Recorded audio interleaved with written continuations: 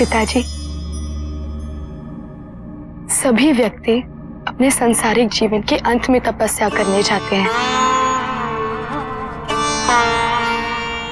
परंतु हमने ये सीखा कि यदि वो पहले तपस्या करें और उसके पश्चात अपना सांसारिक जीवन आरंभ करें तो उनका जीवन उच्च स्तर का होगा।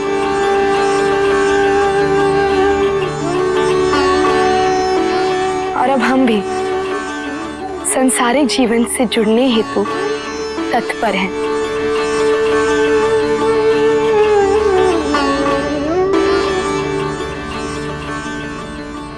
मुझे तुमसे यही अपेक्षा थी पुत्री। माँ, पिताजी, मैंने महाराज आयु को आश्वस्त किया है कि आप शीघ्र ही पूरी रीतियों के साथ दीदी के विवाह का प्रस्ताव लेकर उनके पास जाएंगे।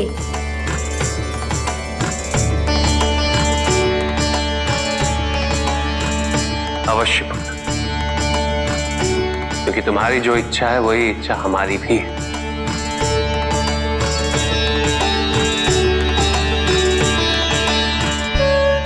किंतु हमें सही समय की प्रतीक्षा करनी होगी। किंतु मुझे भय है पिताजी।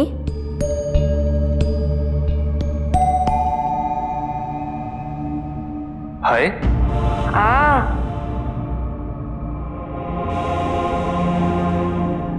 कैसा भय पुत्र? यही कि यदि वो उचित समय नहीं आया तो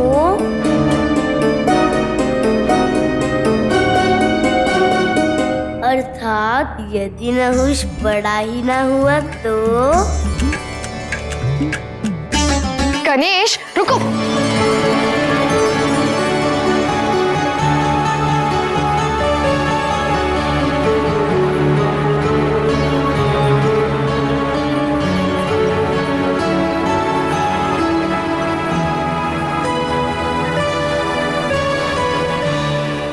कैलाश पर यह दृश्य देखने हेतु हम कब से ललायत थे स्वामी।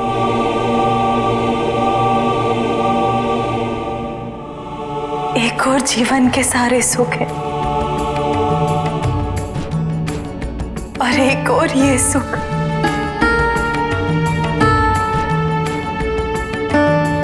जिसके बिना संसार की जीवन की सुंदरता का कोई मूल्य नहीं।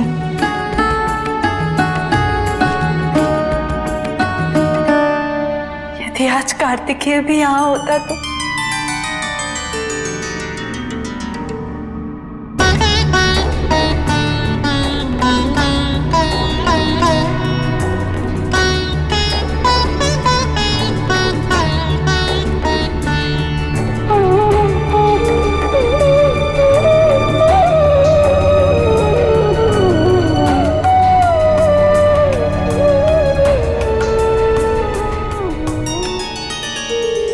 मैं तुम्हारी इच्छा अवश्य पूरी करूंगा।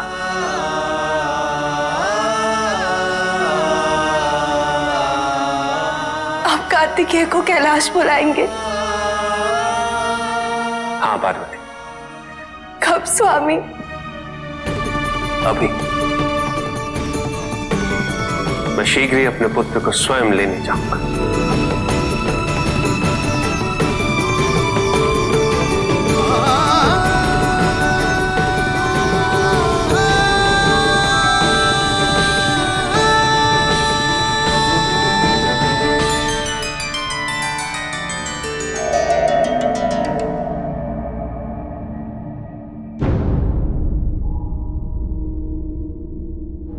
गणेश, ऐसा कभी नहीं होता, क्योंकि मेरे होते हुए माँ को एक और पुत्र की आवश्यकता हो ही नहीं सकती।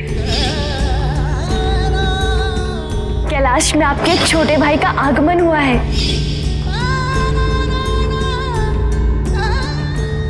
कार्तिकेय,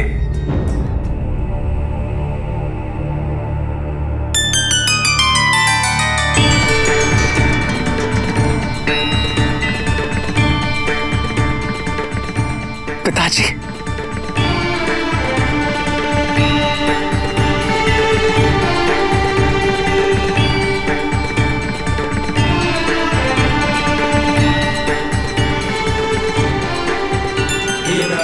कल्याण हो।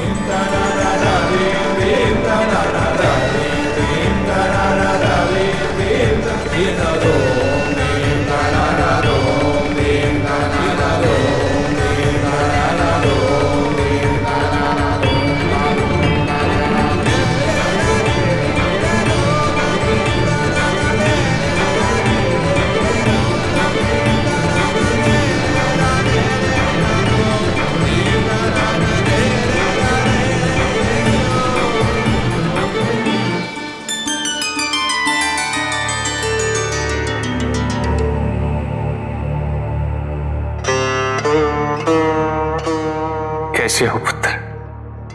आपका आशीर्वाद है पिताजी। माँ कैसी है? और अशोक सुंदरी? अशोक सुंदरी तुमसे मिलने के लिए अत्यंत व्याकुल है, और तुम्हारा भाई गणेश भी।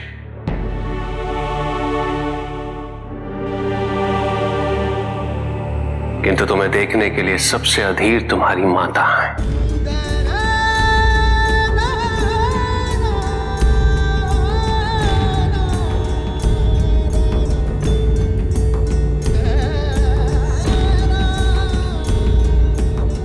गणेश के जन्मोत्सव पे सभी आमंत्रित थे, और मुझे जब आपके या मां की ओर से कोई सूचना प्राप्त नहीं हुई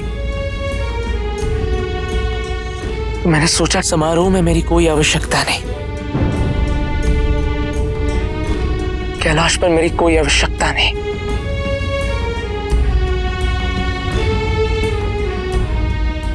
ये सत्य नहीं है पुत्र। तुम्हारी माता के जीवन में तुम्हारी अनुपस्थिति के कारण जो अधूरापन उत्पन्न हुआ था, वो आज भी एक पुत्र और एक पुत्री के जन्म के पश्चात भी पूर्ण नहीं हो सका है। इसलिए तुम्हारी माता कैलाश पर अशोक सुंदरी और गणेश को खेलता हुआ देख आज भी केवल तुम्हारा ही स्मरण कर रही थी। पार्वती सदैव यही चाहती थी कि तुम कैलाश लौट आओ। गणेश के जन्मोत्सव पर तुम्हें और अशोक सुंदरी को आमंत्रित न करने का एक विशेष कारण था। तुम दोनों अपने लक्ष्य और अपने उद्देश्य की पूर्ति हेतु समर्पित थे। पुत्र, यदि तुम्हें कैलाश बुलाया जाता तो तुम्हारे उद्देश्य, तुम्हारे लक्ष्य को क्षति पहुंचती, और ये उचित नहीं होता।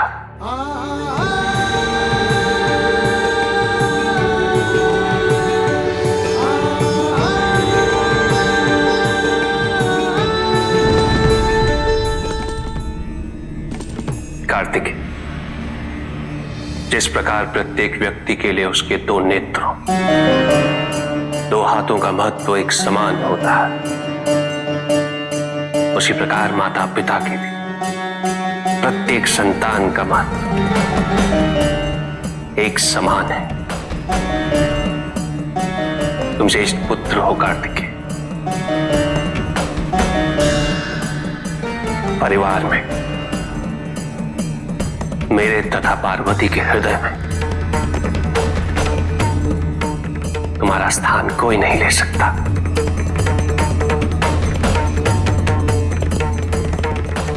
विश्व विजय अभियान सफल हुआ है पुत्र। तुम्हारे नेतृत्व में दक्षिण की सेना ने असुरों को पराजित कर पुनः शांति स्थापित कर ली। कैलाश लौटने का समय आ चुका है पुत्र। अवश्य पिताजी, किंतु यदि आपकी अनुमति हो तो मैं कुछ समय के पश्चात प्रस्थान करना चाहूंगा। मैं सभी से औपचारिक रूप से विदा लेना चाहता हूं, सबका धन्यवाद करना चाहता हूं। अवश्य, हम कैलाश पे तुम्हारी प्रतीक्षा करेंगे।